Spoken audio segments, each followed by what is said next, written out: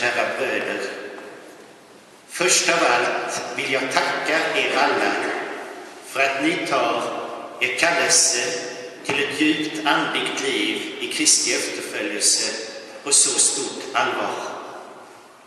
Det är en oändlig glädje för en biskop att veta att i stiftet finns människor som verkligen vill efterfölja Jesus på ett så nära sätt och gå helighetens väg i hans efterföljd. Och vi vet att denna väg är en. Vi vet att i kyrkan binds vi alla samman av den heliga Ande. Men på denna väg kan man gå på så olika sätt. Och det är just denna rikedom av andliga kallelser, av nådegåvor och tjänster som gör att kyrkan kan växa, fungera och sprida Kristi ljus. Därför är det så viktigt att hjälpa människor att just hitta den väg och det sätt att efterfölja Jesus som han vill visa dem. I kyrkan är anden i ständig rörelse. Vi skulle kunna säga att kyrkan är andens rörelse bland oss människor. Han sätter oss i rörelse för att vi skyndsamt ska hasta på vägen till Fadern i Jesus Kristus. Anden driver oss framåt. Anden väcker oss när vi hotar att somna in i likgiltighet och svårigheter. Anden ser till att vi ständigt längtar efter att komma Gud nära. Och det tror jag är något som karaktäriserar er alla, kära bröder och systrar. Att ni verkligen längtar efter att få komma Gud oändligt nära. Och en sådan längtan kommer aldrig på skam.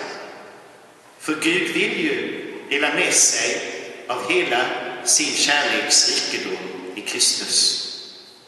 Han har sänt ut sin ande över kyrkan för att vi tillsammans, var och en med sin nådegåva, ska hjälpa varandra att komma Gud närmare. Och när det går upp för oss att kyrkan är detta andliga husbygge där vi är levande stenar, då händer något djupt inom oss. Då förstår vi att hela vårt liv är något som står till Guds förfogande. Det är inte så mycket vi som söker glädje, tillfredsställelse i vårt liv, utan vi vill ge vårt liv till Guds ära och för människors frälsning.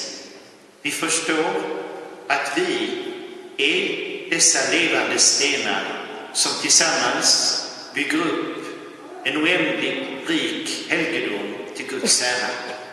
Och att vi samtidigt hjälper varandra att komma Gud nära.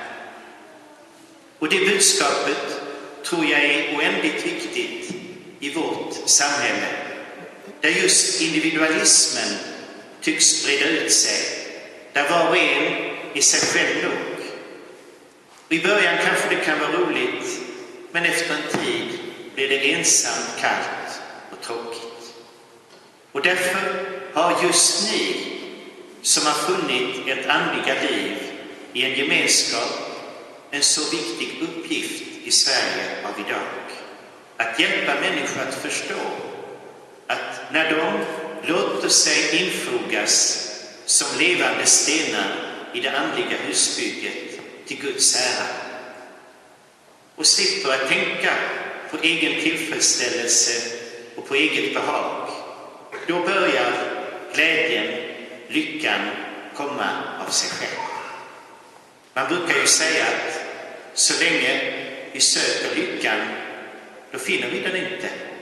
Men när vi kan stå till tjänst för Gud och vår nästa, ja, då kommer lyckan av sig själv. Och just så är det i Kristi kyrka. När vi verkligen tävlar i att ha den sista platsen, att tjäna varandra, ja, då finner vi en djup glädje som ingen kan beröva oss. Och vi skulle kunna säga att så är det också med de andliga rörelserna i kyrkan. De tjänar ju helheten. Det gäller inte så mycket att söka sin egen plats i solen, utan att hela tiden se på sitt liv som en tjänande, utgivande tjänst åt kyrkan och världen.